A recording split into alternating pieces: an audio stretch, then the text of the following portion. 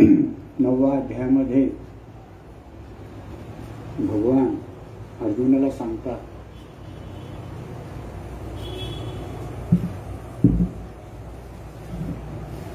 अध्यात्म विद्याबद्दल श्लोक असा आहे, राजविद्या राजगुह्य पैतृम इद उत्तमम प्रत्यक्ष अवगम धर्मम सुखम करतो अव्ययम. राजविद्या राजगुह्य. तुला मी अर्जुना आता अशी असणारी उत्तम विद्या, म्हणून मला असं वाटतं की 10व्या अध्यायामध्ये भगवंतांनी जो विभूती योग सांगितलेला आहे त्या विभूती योगामध्ये ज्या काही आपल्या ह्याच्यामध्ये विद्या 14 विद्या सांगितलेल्या आहे आणि 64 कला सांगितलेल्या बरं. 64 कला आणि 14 विद्या. तर त्या 14 विद्यामध्ये अध्यात्मविद्या एक शब्द आला. अध्यात्म नाम विद्या. अध्यात्मविद्या ही माझी विभूती आहे. अध्यात्म विभूती हे माझं स्वरूप सांगणारी विद्या आहे. आणि बाकीच्या ज्या 13 विद्या आहेत त्या विद्या परंपरेने जीवन जगण्याकरता, मराठीत बोलायचं असलं तर पोट भरण्याकरता, ह्या बाकीच्या जी विद्या आहेत त्या मनुष्य देहात आलेल्या जीवानी व्यवस्थित जीवन जगावा त्यासाठी बाकीचे विद्या आहेत. आणि अध्यात्म विद्या जी आहे ती मनुष्य देहात आलेल्या जीवानी ह्या भवसागरातून पार पडावा आणि ज्या आनंदाचा कधी नाश होत नाही असा आनंद त्याला प्राप्त व्हावा, त्याला शास्त्रामध्ये सांगतात आत्यंतिक दुःखाची निवृत्ती. लक्षात आलं का? आपण काय करायलो, मनुष्य देहात आल्यावर आत्यंतिक दुःखाची निवृत्ती करीन आपण काय करायलो, लयरूप निवृत्ती करायला. लक्षात आलं? लयरूप निवृत्ती वेगळी आणि आत्यंतिक दुःखाची निवृत्ती वेगळी. जसं पायात काटा मोडा, उदाहरण, पायात जर काटा मोडा तर पायात काटा मोडल्यावर काटा मोडल्याचं दुःख झालं, भयान काटा मोडल्यामुळे दुःख झालं, डॉक्टरकडे गेलो, ते ऑपरेशन करून काढा, पुन्हा मलमपट्टी केली, म्हणजे त्या दुःखाची निवृत्ती झाली. पण पुन्हा काटे अत्यंतिक दुःखाची निवृत्ती कोणती झाली त्या काट्याबद्दल? कारण काटा हा काट्याला आला का बाबळीला आला? बाबळीचा काटा होता का काठीचा काटा होता? बाबळीचा काटा. कोणता मोडला? म्हणजे बाबळीचा काटा मोडला. मग बाबळीचा काटा मोडला म्हणजे बाबळ आली का धामुक्यापासून आली? त्यामुळे धामुक्यापासून आली म्हणजे झाड बाबळीचं कशाने उगवलं? धामुक्यामुळे.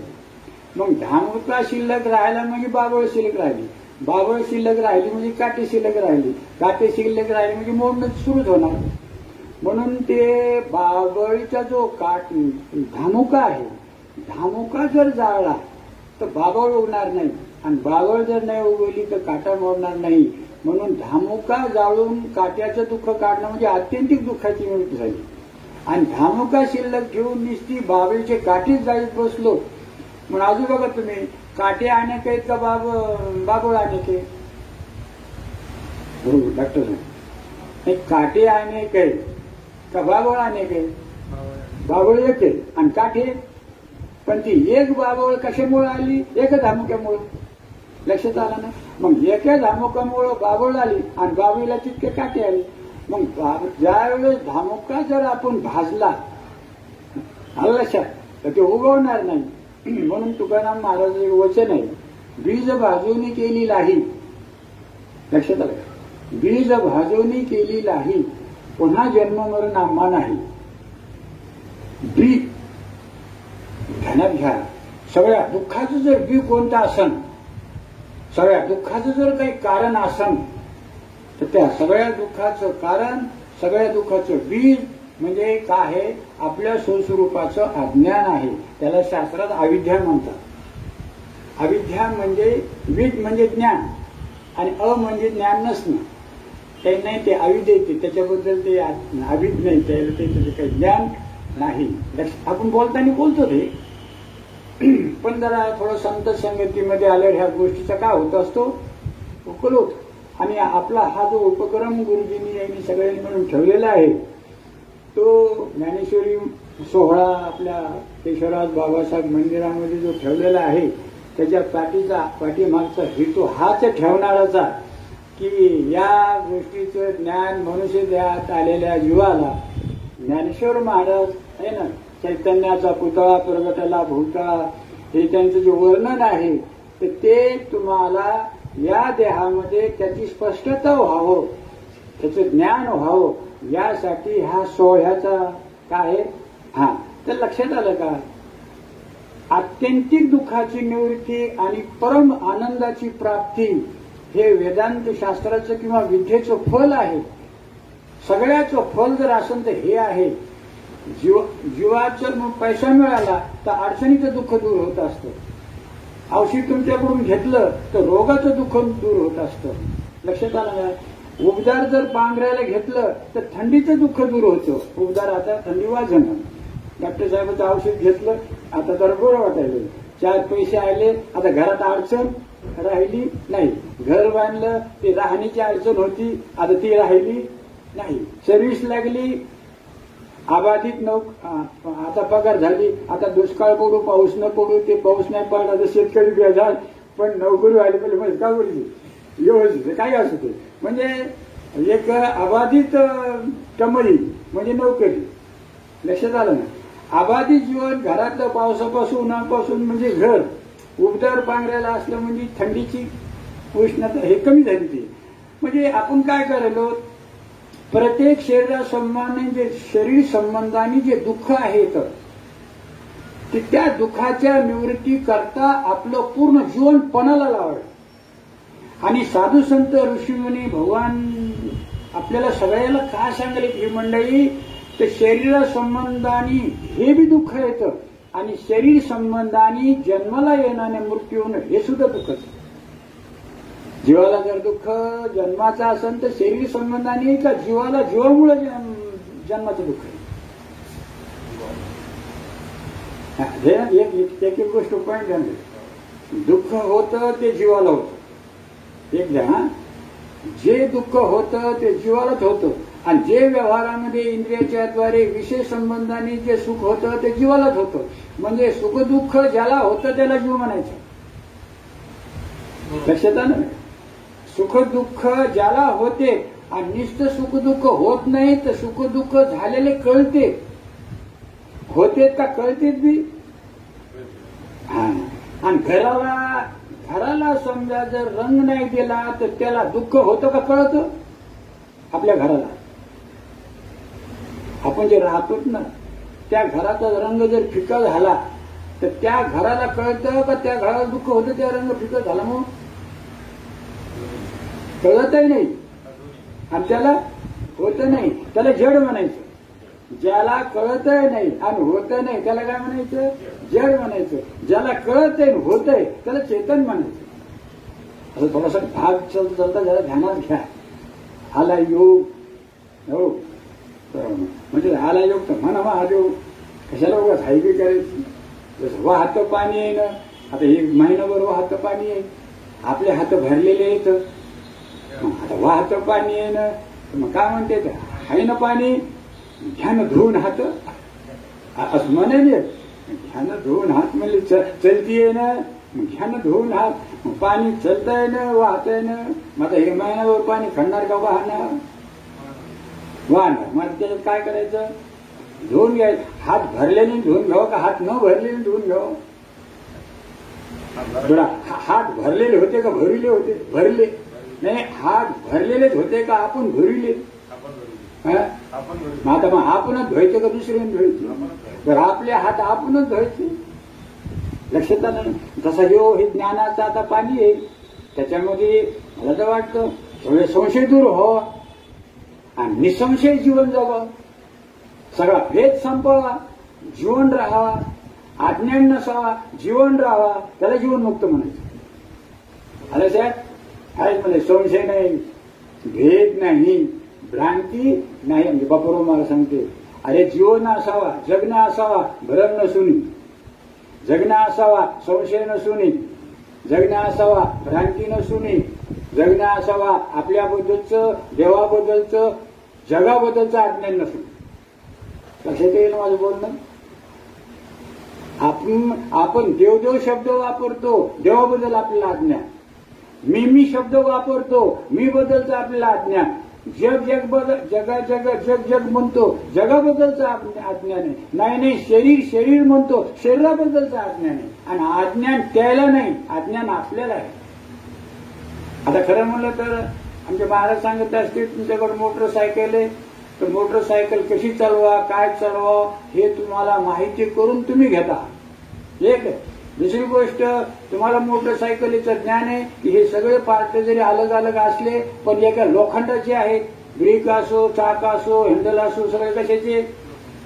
लोखंडाचे. म्हणजे त्याच्याबद्दल म्हणजे कारणाबद्दल बी अज्ञान आहे, वस्तू म्हणजे कारणाबद्दल बी ज्ञान आहे, वस्तूबद्दल बी ज्ञान आहे. आणि ती मोटर कशासाठी आहे? शोकेसमध्ये ठेवण्यासाठी. हो नाही, मोटरसायकल कशासाठी? कुठेतरी गतीने जाण्यासाठी, लवकर काम होण्यासाठी, शोकेसमध्ये लावण्यासाठी. काय? मोटरसायकल. म्हणजे तुम्हाला तिच्याबद्दल अज्ञान नाही, अज्ञान नाही म्हणून तुम्हाला दुःख नाही. लक्षात येईल ना? कशासाठी आहे? गतीने जाण्यासाठी. कशाची आहे? लोखंडाची. लक्षात कशी आहे? तर ते पुढे एक चाक, मागे एक चाक, अशी तिची काय मॉडेल आहे. म्हणजे तुम्हाला त्याच्याबद्दलचं ज्ञान बी आहे आणि तुम्ही त्याच्याबद्दल ज्याच्यासाठी आहे त्यासाठी तुम्ही वापरायला लागले. मोबाईल कशासाठी आहे? ज्याच्यासाठी तुम्ही त्याला वापरायला लागले. ध्यानात गेला. घर कशासाठी आहे? राहण्यासाठी आहे का तिथं काहीतरी दुसरे कामं करण्यासाठी? म्हणजे घराबद्दल आपल्याला जसं आहे तसं ज्ञान आहे ते आपण ते वापरायलो. तसं आता हे शरीर आहे जे आपल्याला, आता इकडे यायचं, आता हे जे शरीर आपल्याला मिळालं, जसं घर बांधून मिळालं, लग्न करून घरची मंडळी मिळाली, तुम्हाला जी काही पदवी मिळाली डॉक्टरची ती मिळून मिळाली का पहिलीच होती? मिळून. म्हणजे मिळविली ती मिळून, पहिली नव्हती. मग तसं आपल्याला शरीर मिळालेले का पहिलेच आहे? हे मिळालं म्हणजे शरीर मिळालं, घर मिळालं, नोकरी मिळाली. आलं लक्षात? मग आता शरीर आपल्याला मिळालं तर शरीर मिळालं ते कसं आहे त्याच्याबद्दल आपल्याला माहिती नाही. माहिती असायला पाहिजे. आणि माहिती करण्याकरता मला सगळ्याला शरीर भेटलेलं आहे. इथं मला वाटतं अभिज्ञान नसायलाच पाहिजे. शरीर कसं आहे ध्यानात घ्या. शरीर कसं आहे? संतांनी याचा परिचय सांगितला. शरीर हे नाशवंत आहे. बरोबर आहे? मदलासा म्हणजे माऊली मदलासाच्या रूपाने आपल्या मुलाला उपदेश करते. हा देह नाशिवंत मलमूत्राचा बांधा, वरी चर्म घातली रे आत कर्म कीटकाचा सांधा, रव रव दुर्गंधी रे अमंगळीचा बांधा, म्हणून स्मरत्या हरिहरा शरण जाई रे गोविंदा, परियशे मदलासा सोहम जोजो रे बाळा. म्हणजे बाई ती झोक्यामध्ये देत असताना, अंगाई गात असताना गाय बी लागली आणि त्याला उपदेश बी करायला लागली. त्याच्या निमित्ताने आपल्या सगळ्या जगाला उपदेश केला. निमित्त मुलाचं पण बोध आपल्याला आहे. मग हा देह नाशिवंत म्हणले का तो देह नाशिवंत म्हणले? म्हणजे प्रत्येकाचा देह कसा आहे? बरं, नाशिवंत आहे डॉक्टर साहेब, नाशिवंत आहे का नाश व्हायच लागलेला आहे? नाही, नाशिवंत आहे का त्याचा नाश व्हायच लागलेला आहे? नाही, नाश व्हायला का आपल्याला कळणं समजेल का? शरीराचा नाश होत नाही का आपल्याला कळत नाही? आपल्याला कळत नाही. आता मी यायला लहानपणी पाहिलेले ना, याच्या वडिलांचा आमचा लय परिचय. मग यायचा लहानपणाचं शरीर तुमचं राहिलं आता का गेलंच ते. म्हणजे त्याचा नाश म्हणा, बदल म्हणा, नाश म्हणा किंवा आपल्याला नाश तवाच वाटतो कवा तवच वाटत, तवा नाही. बालपणा गेला, तारुण्य आलं, तारुण्य जाणार, वार्धक्य येणार, म्हणजे हे याचा काय होणार, सारखा बदल होणार, म्हणजे नाश होणार. अरे सर, नाशवंत देह जाणार सकळ, माऊली तुकाराम, नाशवंत देह जाणार सकळ आयुष्य खातो काळ. म्हणून आपल्याला पहिली गोष्ट याच्याबद्दल अशी माहिती झालेली आहे, शरीर चांगलं आहे पण नाशवान आहे. भगवत प्राप्ती बरं का, भगवत प्राप्ती करता शरीर अतिउत्तम आहे. भगवत प्राप्ती करता जन्म मरणातून पार पडण्याकरता शरीर अतिउत्तम आहे. म्हणून उत्तम आहे पण नाशवान आहे. कसे हा नाशवान आपण कितीतरी पाहिले, मरते मेले नेनो किती हाच लाभ याच्या संगती तुकाराम महाराज म्हणतात. असे कितीतरी गेले, आजा गेला, पंजा गेला, पाप मसनात नेला, देखत देखत नातू पंतू तोही तैसा झाला. उठा. मग या शरीरामध्ये आपल्याला कळलं शरीर चांगलं नाही का शरीर नाशवान नाही. शरीर चांगले बी आहे कशासाठी, परमार्थ करण्यासाठी, देवाचं नाव घेण्यासाठी. आणि नाशवान बी आहे म्हणजे साधन, पुन्हा बघा साधन कसं आहे, अनिश्चित आहे. करायचं आपल्याला निश्चित, पण मिळालेलं साधन अनिश्चित आहे. क्षणभंगूर नाही भरवसा, भारे सावध तोडा माया आशा, काही न चले मग गळा पडेल फासा, पुढे हुशार आहे थोर वळसागा. साधू संत आपल्याला सांगून गेले शरीर आहे पण क्षणभंगूर आहे, निश्चित काही सांगता येत नाही. असं आपल्याला काय मिळालेलं आहे. मग शरीराबद्दल आपल्याला माहिती व्हायला पाहिजे की ते नाशवान आहे.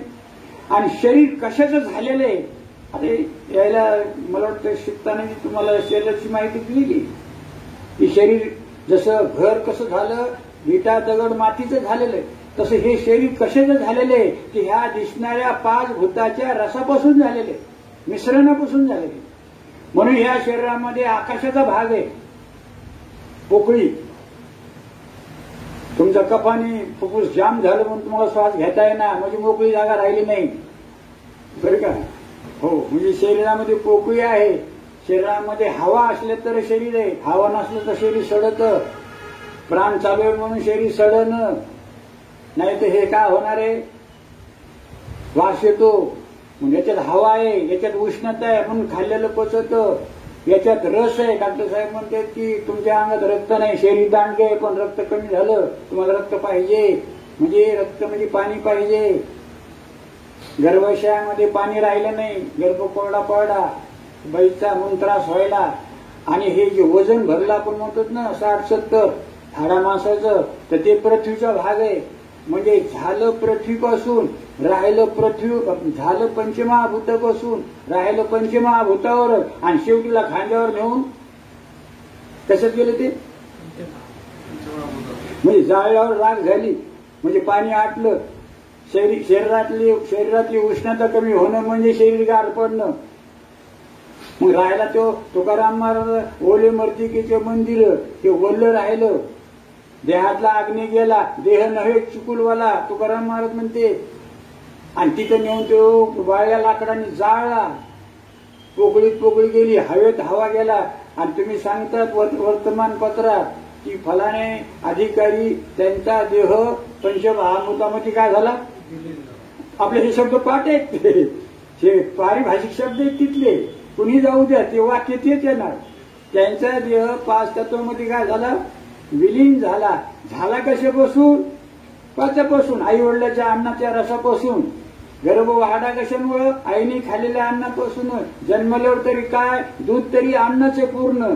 त्याच्यानंतर दात आले तरी काय खाल्लं, अन्नच खाल्लं. आणि कौरव जिवंत राहिलं, खाते तोपर्यंतच राहिलं. पैसे तोपर्यंत राहिले का, खाते तोपर्यंत राहिलं. ते आता भरोसा नाही म्हणजे म्हाताऱ्याचा, 4 दिवस झाले म्हणजे काही खाईच नाही, म्हणजे अन्न संपलं. अन्न संपलं म्हणून या शरीराला अन्नमय प्राण म्हणले. अन्नमय शरीर कसं आहे, अन्नापासून झालं, अन्नामुळेच राहिलं आणि अन्नातच गेलं, याचा परिचय. आणि विचार केला तर आताच ठरत नाही. आपण म्हणतो शरीर शरीर शरीर, विचार करून का न विचार करून. आता बघा, ढोबळ मानेने जर पाहिलं तर शरीराचे 6 तुकडे होते. इथून इतक्याला आपण डोकं म्हणतो, इथून कमरेतल्या भागाला आपण धड म्हणतो, ह्या दोन्ही हाताला आपण हात म्हणतो, आणि या खालच्या दोन्ही पायाला पाय म्हणतो. पायन 2 हात 4, डोकाने धड किती झाले? 6. मग 6 तुकडे, आणि 6 तुकड्यामध्ये कोणता तुकडा शरीर आहे? याला तुम्ही शरीर म्हणून का डोकं? याला डोकं. आणि याला तुम्ही शरीर म्हणणार का हात म्हणणार? आणि खालच्या भागातल्या चलण्याला तुम्ही पाय म्हणणार का शरीर म्हणणार? पाय. आणि मधल्याला धड म्हणणार का शरीर म्हणणार? म्हणजे 6वर केलेली शरीराची काय कल्पना आहे, आणि ते कल्पना असणारं शरीर आपल्याला भेटलेले. मग आता याच्यातून असंच मला काय सांगायचं की ह्या सद्गुरूच्या मुखातून जे शब्द निघालेत आपल्याला ऐकायला भेटायला, इथं माऊलीने फार महत्वाचे दिलेले. मोठे गुरुमुखे उदयजत दिसे. सद्गुरूच्या मुखातून ऐकायला आपल्याला मोजके शब्द भेटले आपल्याबद्दल. आपल्याला आपल्याच्या संगतीत आपल्याबद्दल ऐकायला भेटत नाही. मी फार सोप्या शब्दात सांगायलो लक्षात येण्याकरता. आपल्या संगी साथी लोकांकडून आपल्याला आपल्याबद्दल ऐकायला भेटत नाही. आपल्याला मिळालेल्या उपाधी संबंधाने ऐकायला भेटत. आता सर तुम्हाला पिंपळगावकर सर म्हणते का पिंपळगावकर डॉक्टर म्हणते? सर. आणि तुम्हाला काय म्हणते? डॉक्टर जोग. लक्षात आलं ना? माझा हे डॉक्टर जोग हे तुम्हाला लोकांकडून परिचय झाला तर त्या डिग्री संबंधन झाला का ते तुमचा परिचय? आणि यायला जे सर म्हणून परिचय झाला तर तो त्या डिग्री संबंधाने परिचय का तुमचा परिचय? आणि मला लोक म्हणते महाराज. आता महाराज म्हणजे हे 4 शब्द शिकलो आणि 4 शब्द सांगण्याची शैली मिळाली म्हणून सगळे. आता हे महाराज हा हे त्या शब्दाच्या ह्याच्यातून तयार झालेला आहे का महाराज आहे कोणीतरी? बरं तुम्ही सर ना आधी 4थी मध्ये का नंतर डिग्री झाल्यावर? आणि डॉक्टर पदवी मिळाल्यावर का शाळेमध्ये असताना? आणि आम्ही कीर्तन प्रवचन करायलो म्हणून महाराज का पहिलेच महाराज? आणि आपण पहिलेच आहेत का ह्या डिग्री आल्यावर येतो? आपल्याला आपण पहिलेच वाटतो का ह्या डिग्रीचेच वाटतो? डिग्रीचे वाटतो. कोणी भगवान म्हणलं तुम्ही महागाने फिरणं. मला वाटतं मी महाराज आहे मी भगवान म्हणत आहे. ते गंमत आहे हसण्यासारखी आहे. लक्षात आलं का? ते काय म्हणाले? हो. आणि महाराज म्हणले की मी गरकून निघून फिरून पाहिलं. म्हणजे मला काय म्हणायचं की आपल्याला आपल्याबद्दल ऐकायला जे भेटतं ते गुरुकडून भेटतं, संताकडून भेटतं. म्हणून इथं काय म्हणाले? मोठके गुरुमुखे उदयच. म्हणजे आपल्याला गुरुकडून आपल्याबद्दल ऐकायला जे भेटतं ते मोजकं, आणि आपल्याला उपाधी संबंधाने ऐकायला भेटेल ते भरपूर आहे. आता तुम्हाला दवाखान्यात गेलं डॉक्टर म्हणते, घ्यायला शाळेत गेलं सर म्हणते, घरी गेल्यावर म्हणते आमचे माल आले गेले, पोरं म्हणते आमचे पप्पा आले, भाऊ म्हणे आमचे भाऊ आले. म्हणजे कितीतरी ते त्या संबंधाने आपल्याला परिचय झाला. पण सद्गुरू तुम्हाला इतका परिचय देणार नाही. सद्गुरू तुम्हाला थोडक्यात सांगणार आपला परिचय. तुकाराम महाराजांनी आपल्याला परिचय सांगितला की जो इथं कानाच्या द्वारे ऐकतो तो कसा आहे? तो अमर आहे. आता ऐकणं व्हायला का नाही?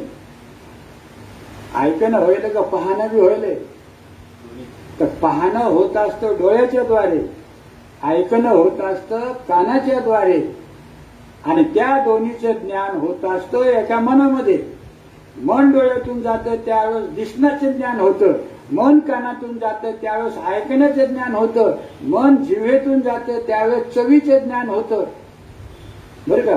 मन ज्यावेळेस नाकातून जातं त्यावेळेस गंधाचं ज्ञान होतं, आणि मन ज्यावेळेस त्वचेतून जातं त्यावेळेस गरमीचं थंडीचं स्पर्श जवळ काय होतं. आणि हे सगळे जे ज्ञान होते तरी वेगवेगळे पण ते एका मनात होत असते बरं का. मन 5 प्रकारचं होत असतं. मन काय होत असतं, जसं पाणी सुटलं 5 पद्धत आहे. आता पाण्याची काही कमी नाही समजून घ्या. पण पाणी जर सुटलं आणि पाणी जर आपल्याला पुन्हा भेटणार नाही म्हणून सगळे पात्र भरू घेतात घरातले. लहान्यात सगळं भरून घ्यावं, पुन्हा पाणी भेटत नाही 4 दिवस. मग ते पाणी एक असतं. पण जसं जसं पात्र असेल तसं तसं त्या पाण्याचा आकार त्या पात्राप्रमाणे होतो.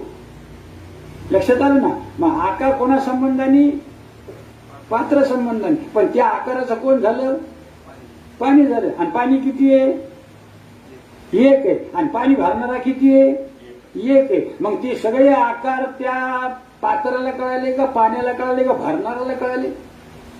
चौकोनी आकार असले की चौकोनी पाणी दिसायले, गोल डबा असला की गोल पाणी दिसायले, लंबक असले की लंबक पाणी दिसायले. हे कुणाला, तसं डोळ्याच्या द्वारे मन गेलं रूपाकडं तर रूपाच्या आकारासारखं झालं. कानाच्या द्वारे गेलं आवाजाच्या आकारासारखं तर आवाजाच्या आकारासारखं झालं. नाकातून गेलं तर ते गंध आलं. मोगऱ्याचा आहे का नाही, फार सुंदर आहे. केवड्याचा आहे का नाही, फार सुंदर आहे. घाण वास आला, काहीतरी सरड काय नाही, त्याच्या काय धरायला, ते आकार धरायले. आणि त्या आकार धरलेल्या मनाला तिथल्या विषयाला जो जाणतो तो पाणी भरणारासारखा एक. मला थोडक्यात समजून सांगितलं, आलं लक्षात. पाणी भरणाराला आणि पाणी भरल्याने, पाणी भरणाराने भरलं का पाणी भरलेलं त्याला ज्ञान बी झालं. देवा तर ध्यानात घ्या. भरलं का ज्ञान बी झालं. आणि ज्ञान झालं का त्याला आठवतं बी. त्या डब्यात पाणी आहे, त्या टाकीत पाणी आहे, तुम्हाला घ्यायचं असलं तर. लक्षात आलं ना. मग तसं आपल्याला इंद्रियाच्या द्वारे ज्ञान व्हायलं का ते आठवायला बी. कशात ज्ञान, कशात व्हायलं, मनतच. आठवायला कशात, मनतच. ज्ञान झाल्यावर बी ज्ञान होताना बी मनच आहे. गंमत आहे तशी. डोळ्याने दिसत असताना मन आहे आणि डोळ्याने दिसून ज्याला ज्ञान व्हायला तो बी आहे. पण तो जर ऐकत असला, डोळा तिथं नाही, कान आहे. आणि कानाने आवाज ऐकू यायला आणि ऐकू यायला आणि कळायला म्हणजे मन आहे. आणि ज्याला कळायला तो बी आहे. पण कानाच्या आवाजासारखं मन झालं, जाणणारा झाला नाही. डोळ्यातून मन आकारासारखं झालं त्या रूपाच्या, पण जाणणारा झाला नाही. मन चवीच्या आकारासारखं झालं, जाणणारा चवीच्या आकारासारखा नाही. पाणी झालं त्या डब्याच्या आकारासारखं, पाणी भरणारी बाई झाली नाही तशी. थोडक्यात मला आठवलं, रांनीमध्ये पाणी भरलं, पाणी रांनीसारखं झालं, पण बाई भरणारी झाली नाही ती रांनीसारखी, ते पाणीच झालं. तसं मनच, मन बरं का, मन विकारी आहे म्हणजे ते वेगळं वेगळं बदलतं. पण त्या मनामध्ये जो प्रकाशन करणार आहे तो मात्र जशाला तसा. त्या मनाचा सुद्धा विसर पडतो. कधी कधी झोपेमध्ये मन विसर पडत नाही तर मग आपण मला काही कळत नाही करायचं. मन काय झालं, स्थिर झालं. लक्षात येईल ना. म्हणजे मला काय सांगायचं की गुरुच्या मुखातून आपल्याला ऐकायला जे मिळालं ते भगवान या ठिकाणी सांगायले की ती विद्याचे जे ज्ञान आहे ना त्या ज्ञानाचं महत्व सांगायले. राजविद्या राजगुह्यम. आणि ते पवित्र आहे, पवित्र आहे आणि ते सगळ्याला पवित्र करणार आहे. आणि त्याच्यासारखं उत्तम नाही कोणचं, उत्तम फल देणार आहे. जन्ममरणातून पार पडून परमानंदाची प्राप्ती करून देणारं हे ज्ञान आहे. आणि ज्याचं, पुन्हा सांगतो, ज्याचं ज्ञान व्हायला ना तो दुसरा बी कोणी नाही. आणि आपल्याला जे काही इंद्रियाच्या द्वारे जे ज्ञान व्हायला ते दुसरे येतं. भगवान सांगायले, अरे जे भेटतं ते जातं, जे भेटत ते जातं. आणि जे आपण मिळवलं त्याला खर्च लागला. आणि जे मिळवलं ते एक दिवस जाणार आहे आणि ते रडविणार आहे. पुन्हा ध्यानात घ्या, जाणार बी आहे. तुमचा मोबाईल समजा तुम्ही बाहेरला घेतला तर पैसे खर्चून कसं तसाच. आणि योगाने बरं वापरून पुन्हा झिजला का तसाच तसंच राहिला, झिजला बरोबर. त्यातली त्यात हारपला तर मग त्यालाही जरवा म्हणजे घेतला बी काय झाला हारपला बी बाबा म्हणजे गमत आहे. आणि ह्या अध्यात्म ज्ञानाने गुरुच्या मुखातून जे आपल्याला तत्वमसी महावाक्य ऐकायला भेटलं ती वस्तू दुसरी बी नाही आणि ती मिळवण्यामध्ये खर्च बी नाही आणि ती भेटल्यावर पुन्हा जात बी नाही आणि तिचा कधी हीड बी येत नाही. ते शेवटचे उपकर्म म्हणजे 2 वेळा मुद्दाम घेतो. आम्ही तुला एक महत्वाची गोष्ट सांगतो देतो म्हणजे अरे जे भेटलं ना त्याच्या सांगण्यात बघा काय द्यायचं वाक्य आहे तत्त्वम अशी तत्त्वम अशी म्हणजे तत्त्वमशी. त्याचा खुलासा तत् म्हणजे ते तोम म्हणजे मी आणि अशी म्हणजे आहे एक विग्रह त्याचा तत् ते तोम म्हणजे मी अशी म्हणजे आहे ते तू आहे. हे पुन्हा पुन्हा ऐकायला भेटलं जसं तुम्हाला ऐकायला भेटलं की आता तुम्ही काय झाले गुरुजी झाली तुम्हाला ऐकायला भेटलं तुम्ही निश्चित करता. आता मी कोण झालो आता तुमच्यामुळे तुम्ही गुरुजी झाले का डिग्रीमुळे झाले. लग्नात ऐकायला मिळालं हिला ऐकायला मिळालं की तू आता धर्मपत्नी झाली ते बी जो कोण ऐकायला भेटलं तो कोण झाली धर्मपत्नी झाली. याला ऐकायला मिळालं की तू कोण झाला आता धर्मपती झाला हिचा. मग त्यांनी सांगितलं अग्निसाक्ष आणि जनसमुदाय म्हणजे याचा काय निश्चय झाला पक्का निश्चय झाला की मी कोण आहे पती आहे नवरदेव आहे.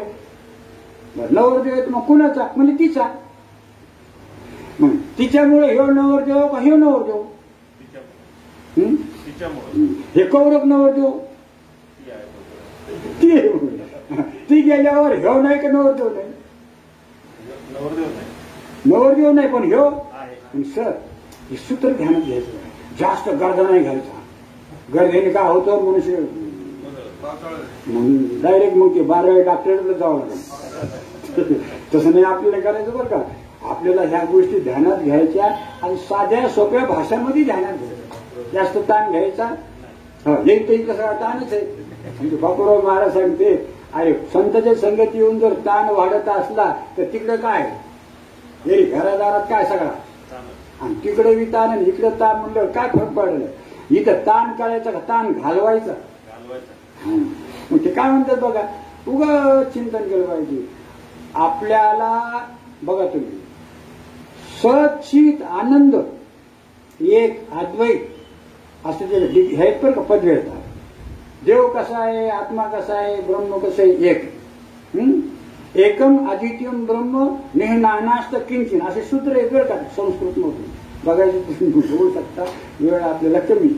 सचित आनंद सत म्हणजे ज्याचा कधी बदल होत नाही. थोडक्यात व्याख्या त्याची भरपूर आहे पण पुन्हा एखाद्या हा चित म्हणजे आनंद स्वयं आनंद. जसं अग्नी स्वयं उष्ण आहे का केलेलं उष्ण आहे अग्नी केलेलं उष्ण आहे का स्वयंच उष्ण स्वयं उष्ण. आणि स्नानाला घेतलेलं पाणी स्वयं उष्ण आहे का केलेलं उष्ण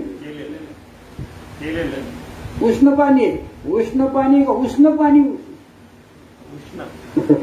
उष्ण आहे पण अग्नीची उष्णता घेऊन उष्ण आहे. मग स्वयं उष्ण का अग्नीची उष्णता घेऊन उष्ण अग्नीचे घेऊन. हा चहा गोड झाला स्वयं गोड झाला का साखर घेऊन झाला साखर घेऊन झाला आणि साखर गोड झाली साखर गोड झाली का स्वयंच गोड आहे. साखर स्वयंच गोड आहे आणि चहा म्हणून गंमत आहे बरं का. आपण जे स्वतःला जे संसारात सुखी समजायलोत ना ते कुणाला तरी घेऊन सुखी समजायलोत का स्वयं सुखी समजायलोत. हा आणि कुणाला तरी घेऊन म्हणलं की मग धोका आहे. आमचे बापूराव महाराज सांगते आता बघा झोपेमध्ये मी सुखाने झोपलो होतो तर कुणाला घेऊन का सगळ्याला सोडून. हो झोप लागते का गोळ्या खावा लागत्या काहीला गोळ्या खावा लागत्या झोपीच्या.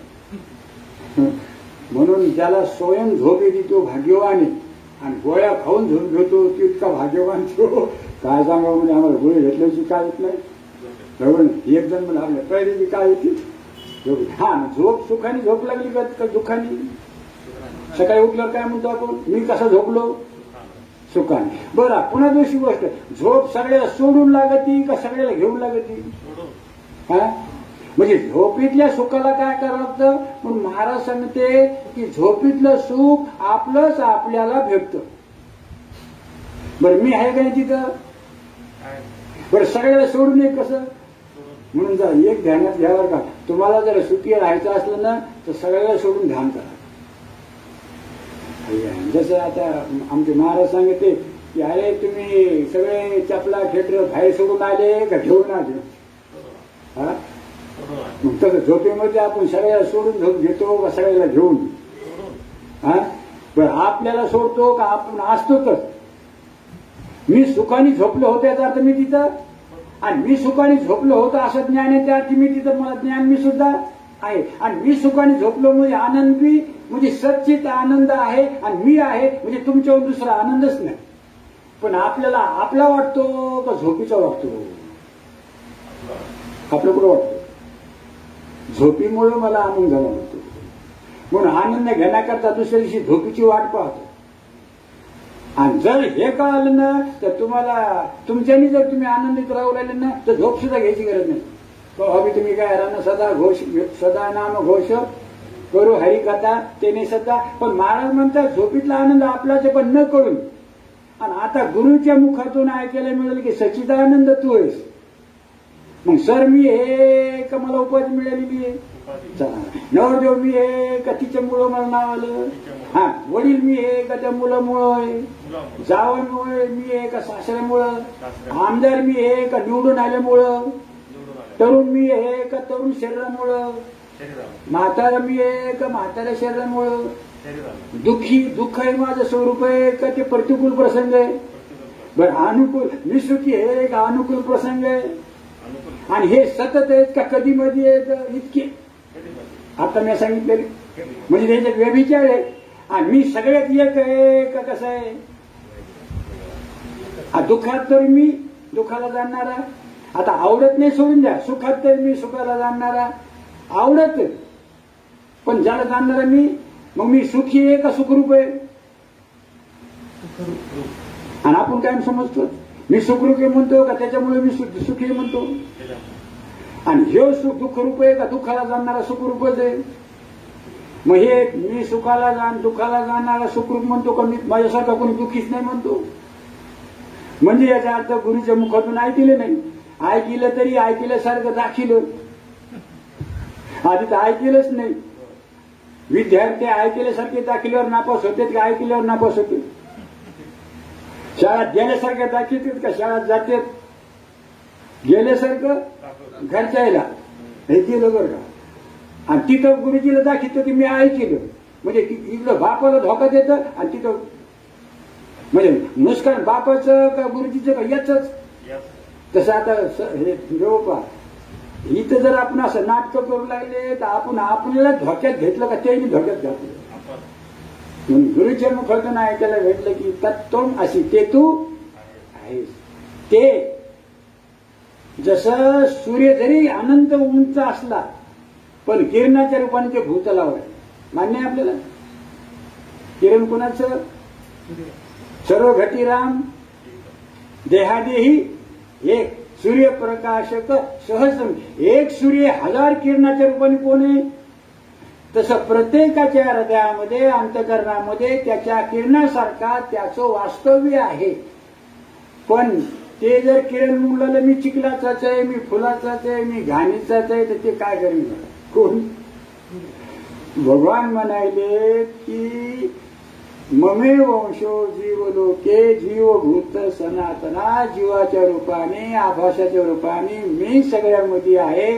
जगाच्या रूपाने तरी मीच आहे पण हे त्याला ज्ञान नाही ना. म्हणून सद्गुरूच्या मुखातून निघलेल्या शब्दाचा अर्थ हृदयामध्ये स्वयंभू आयताच करायची गरज. काय म्हणते ते मोठके गुरुमुखे उदय दिशे. दिशेमध्ये लक्षात येतं आपल्याला अक्कल आहे बरं का. तेव्हा शब्द आणि त्या शब्दाचा अर्थ कळून देण्याची आपल्यामध्ये पात्रता आहे. बाकीच्या युनिटल्या जीवामध्ये तितकी पात्रता नाही. तुम्हाला प्रत्येक शब्द प्रत्येक शब्दाचा अर्थ कळून घेतला तर इतकी आपल्यात काय आहे. जसं तुम्हाला पाणी म्हणलं की तुम्हाला दगड अनुभवायला येत नाही. दगड म्हणलं की तुम्हाला घटक पदार्थ एवढा वाटतो. पाणी म्हणलं की पातळ वाटतं. अग्नी म्हणले की उष्णता.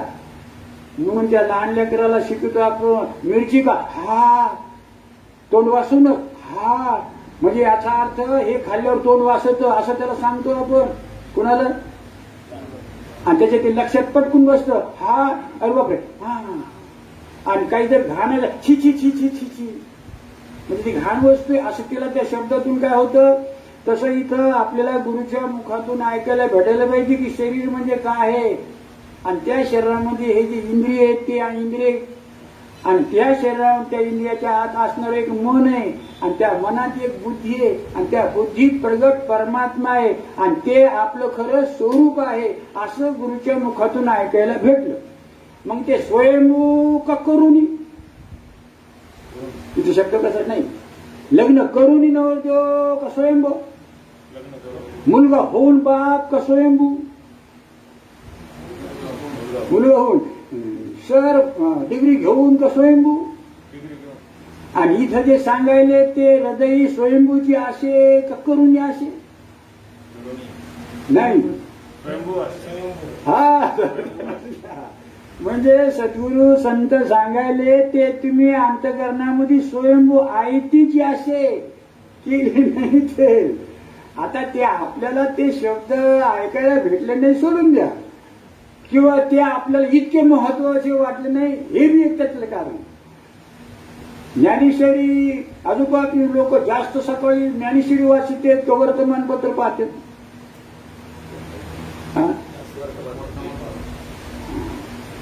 ज्ञानेश्वरी घरी येत का रोज वर्तमानपत्र घरी येत आहे.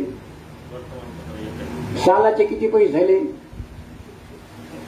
वर्तमानपत्राचे. ज्ञानेश्वरीपेक्षा जास्त झाले तर कमी झाले. जास्त झाले तरी पण वर्तमानपत्र रोजचं असतं का ज्ञानेश्वरी घरी असते. बरं ज्याच्या घरी असे ते रोज वाचत का फक्त पारायणाला सोडतो. भावाजवळच्या पारायण या पारायणाची अरे किती महत्वाचं हे आरसा आहे. आरसात आपण आपलं काय पाहिजे पाहिजे मोठे के गुरुमुखी दिसे आणि हृदय स्वयंभूची असे प्रत्यक्ष. पुन्हा त्यातलं तर हा विषय प्रत्यक्ष. महाराज सांगतात बापूराव महाराज प्रत्यक्ष कशाला म्हणायचं. आता तुम्ही सगळे शिकलेले प्रत्यक्ष म्हणजे आता असायला पाहिजे. प्रत्यक्ष म्हणजे इथं असायला पाहिजे आणि प्रत्यक्ष म्हणजे त्याचं आपलं ज्ञान असायला पाहिजे. आता ही खोली आपल्याला कशी आहे प्रत्यक्ष. आत्ता इथं हे कार्यक्रम कशात चालला ह्या खोलीत चालला म्हणजे हे आपल्याला इथं ही खोली प्रत्यक्ष आहे. पुढे सांगतो प्रत्यक्ष आहे. प्रत्यक्ष रूप नाही प्रत्यक्षाचा विषय. नारळ हे प्रत्यक्षाचा विषय प्रत्यक्ष नाही. ते त्याला ते प्रत्यक्ष नाही ते आपल्याला प्रत्यक्ष. आपल्याला प्रत्यक्ष येते त्याला ते प्रत्यक्ष नाही म्हणजे प्रत्यक्षाचा विषय झाला. आणि इथं ज्याला कळत आता तुम्हाला मी विचारतो तुम्ही इथं आहेत का आत्ता. तुम्ही इथं आहेत का आत्ता. इथं आता आहे इथं आहे आणि तुम्हाला तुमचं ज्ञान आहे का. आहे म्हणून आहे म्हणून ज्ञान आहे. डॉक्टर साहेब जरा महत्वाचं सर आला योग. आता इथं आहे. आता तुम्ही कशाला धरून म्हणाल ते घ्यायचं नाही पण आता इथं मी आहे असं मला ज्ञान आहे. मी आता आहे इथे मला मी आहे म्हणून काय आहे म्हणजे प्रत्यक्ष म्हणजे तुम्ही प्रत्यक्ष रूप आहे आणि हे बाकी प्रत्यक्षाचे विषय. आता रूपाचं प्रत्यक्ष आपल्या डोळ्याच्या द्वारे अंतकरण. आवाजाचं ज्ञान आपल्याला कानाच्या द्वारे अंतकरण. अंतकरणाचं ज्ञान आपल्याला अंतकरणाचं आणि अंतःकरणात आपलं ज्ञान आपल्यालाच आहे. म्हणजे आपलं ज्ञान आपल्यालाच, अंतःकरणाचं ज्ञान आपल्यालाच, शब्दाचं कानाच्या द्वारे आपल्यालाच, रूपाचं डोळ्याच्या द्वारे आपल्यालाच, आणि आठवणी सुद्धा येत असल्या तरी अंतःकरणात त्या आपल्यालाच, आणि आपलं ज्ञान आपल्याला. असं आपलं काय आहे. हा चला आता गुरुजी दुसरं पॉइंट येऊ. पण आता आहोत आपण, पण नुसतं आहे म्हणून आहे ज्ञान आपल्याला. पण असा आहे कसा आहे आणि असा आहे कोण आहे याच्याबद्दल अज्ञान. म्हणजे शास्त्रीय भाषेत बोलायचं झालं तर विशेष रूपाचं अज्ञान आहे आणि सामान्य रूपाचं ज्ञान आहे. म्हणून हा सगळा भरमपसारा चालू आहे. पण ज्या दिवशी तुम्हाला मी कोण आहे, मला तरी असं कधी कधी वाटतं की उरलेला काळ, राहिलेला काळ खरंच मी कोण आहे हे निश्चित करण्यासाठीच घालवा. जरी तरी ते करून आणि लोक थोडे वाचलेलेच आहेत. बरेच जण म्हणतात आमचं भाग्य चांगलंय बाबा, आम्हाला कोरोना झाला होता पण आम्ही त्याच्यातून. मी पुन्हा सांगत असतो वाचलं कशासाठी. हो वाचलं हे चांगलं झालं, मग वाचल्यावर पुन्हा मरणार नाही का. वाचल्यावर पुन्हा मरणार नाही का. आणि आता तरी काय होता नाही, करोनाने काय झालं असतो. आणि नाही जरी मेलं तरी पुन्हा काय होणार आहे. आणि तुला मी मरणारा वाटायला म्हणलं तो काय केलं. अरे मेलो नाही हे चांगले, पण मरायच्या आधी मी कोण आहे हे ध्यानात घेणं चांगले. आणि हे ध्यानात घेताना असं वाटलं पाहिजे अरे करोना जरी झाला तर शरीराला झाला, शरीर नष्ट आज नाही उद्या होणारच आहे. पण माझ्या लक्षात आलं ज्ञानेश्वरी ऐकल्यामुळं की मरणारा मी नाही, मरणारं शरीर आहे. आणि ते मरणारं शरीर मला मिळालेलं आहे. मिळालेलं शरीर गेलं का होतं ते गेलं, मिळालेलं होतं ते. आणि जरी तरी ते जाणार, आता जरी गेलं तरी देह जाओ अथवा. पण इथं काय म्हणतात की ते हृदय स्वयंच प्रत्यक्ष खावं लागे, ते अपयश सहजच ते काय म्हणतात ते. आणि ते असं आहे ते काय म्हणतात, पुन्हा एक सांगतात काय सांगतात पहिला अनेक एक साचे याचं वर्णन करतात. अनेक एक साचे जे हाता आली न वचे. एकदा जर जीव ब्रह्म एक ज्ञानाने जर आपल्याला मी कोण हे जर कळलं तर पुन्हा ते जात नाही आणि बाकीचं गेल्याशिवाय राहत नाही. आणि अनुभवी तर काहीच नव्हे. आता तुम्हाला इथं ह्या गोष्टी करून घ्यायला काही पाकिटमध्ये काही खर्च लागला, वेच झाला का काही. बरं श्वासोश्वासाचा वेच मानावा तरी आय गेला असले तरी श्वास गेलेच होते, आणि नाही आय गेले तिकडे बसले असले तरी काही नव्हेचे. आणि विशेष गोष्ट आहे की जे अनुभवलं ना तर ते विटत बी नाही. संसारात वीट येतो माणसाला, सणाचा वीट येतो, लग्नाचा वीट येतो, खाण्याचा वीट येतो, पाहण्याचा वीट येतो, पण ह्या सुखाचा वीट येत नाही. वरतीवर ते वाढतं राहतं.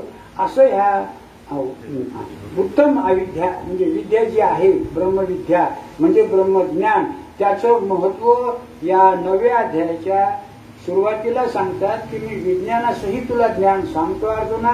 माझ्या हृदयातलं जे गुह्य आहे ना ते गुह्य मी तुला सांगावं असं वाटायलं आणि ते ऐकण्याकरता मला तूच योग्य दिसायला. याचा अर्थ असा आहे बरं का. तुम्ही म्हणता मग आपण तर अर्जुन नाहीत, मग कसं काय करावं होतं. याचा अर्थ असा आहे की देवाला मनुष्य देहात आलेला जीव जास्त आवडतो. मनुष्य देहात आलेला जीव देवाचा लय आवडत आहे. तो भजन करीत असो का न करू, त्याला वाटतं आज नाही केलं तरी उद्या तरी.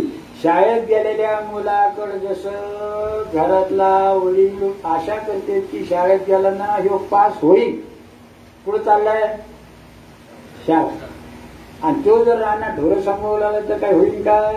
तसं मनुष्य देहातला आलेल्या जीवाकडे जीव देव टकलावून पाहतो की हे कवा भजनाला लागतो, मी कोण हे कवा करून घेतो, आणि मला कवा मोकळं करतो. माईला वाटतं लेकरू कवा येणे मी कवा पाहिजे, जी वाट पाहिजे, आणि ते खेटर खेळतो. लेकरू कुठं ते म्हणतं खेटर खेळायचं. आलं आपल्याकडं त्याचं लक्ष आणि आपलं लक्ष याच्याकडं. तर म्हणून महाराज म्हणतात की हे ते असं आहे बाबा. याचं महत्वाची गोष्ट ते जर हाताला आल्यावर ते पुन्हा जात नाही, कारण ते आणि आपण दोन्ही कसे येतं जसं वाहत्या पाण्याला समुद्र भेटला तर ते समुद्र वाहत्या पाण्याला समुद्र भेटला तर त्याचं वाहन बंद पडतं आणि आटण्याची भीती नाही. सर, वाहत्या पाण्याला जर समुद्र भेटला, समुद्राचं पाणी भेटलं तर मग ते वाहनं राहतं का आटणं राहतं त्या वाहत्या पाण्याचं? हो, काय भेटला नाही ना. समुद्राला जर गंगा मिळेल तर गंगा समुद्रात वाहती का बंद होती? म्हणजे वाहन काय झालं? भरपूर आटणं राहिलं तर समुद्र आटत नाही. तसं जीव जर संत संगतीमध्ये जर देवाला प्राप्त झाला तर त्याचं जन्म मरण चालू राहील का संपूर्ण राहील? नाही, म्हणजे जन्ममरण राहणार नाही देव भेटल्यावर. कारण देवाचं आणि याचं स्वरूप एक आहे. तो मरत नाही तर ह्यो बी मरत नाही. ढेप गोळ आहे काय गुळाचा खडा बी गोळ आहे? गुळाचा खडा कम गोळ, ढेपी मोळ. तसं देव मरत नाही का जीव मरत नाही? जीव न देखे, आपल्या बोलायचं असं मोकर नाही बोल. जीव न देखे मरण घरी नवी सांडी जीर्ण, किंवा भगवान म्हणतो वासाने जीर्णाने ततावी आहे. जैसे जीर्ण वस्त्र सांडीचे मग नूतन वेडीचे, तैसे देहांतर शिवकारीचे. कपडे बदलले शरीर तेच आहे, तसं शरीर बदलले जीव. सृष्टी निर्माण झाली तेव्हापासून आतापर्यंत जीव मरतच नाही. मारलं तरी मरत नाही, कारण तो कुणाचा आहे? आता श्रीमंताचे लेकरू श्रीमंतच असणार का गरीब राहणार? त्या श्रीमंत व्हायचं का श्रीमंतच आहे? आता बापाचं नाव घ्यायला का ते श्रीमंत नाही? तसं आपण सच्चिदानंद असता जो पिता आहे त्याचेच आपण आहे, आपण त्याचं नाव घ्यायनात का आपण तसे नाही? जीव म्हणतं जीव अवघे देव खोटा नागवी म्हणजे, म्हणून या ठिकाणी म्हणतात देव संपत नाही आणि अनुभवाला काही खर्च होत नाही. त्याचीच सामुग्री सगळी. आणि पुन्हा किती जरी आपण त्याचा आनंद घेतला तरी ते विजत नाही. भक्तीचा रस चढत राहतो का उतरत राहतो? आणि मजिरा उतरत राहते का चढत राहते? उतरली त्याला का वाटत? मग संसारी तशी उतरली की घ्यावं वाटते, चढू देत. म्हणून या ठिकाणी मला सुंदर चिंतन आलेलं आहे. आणि हे गोष्टी करतानाच आपल्याला हे शरीर मिळालेलं आहे. एवढी मात्र पक्क ध्यानात ठेवा की आपल्याला येण्याची शरीर आहे. शरीरा येणे सरे किंबहुना येणे झारे चिरापडे. या शरीराचं महत्व भगवत प्राप्तीमध्ये.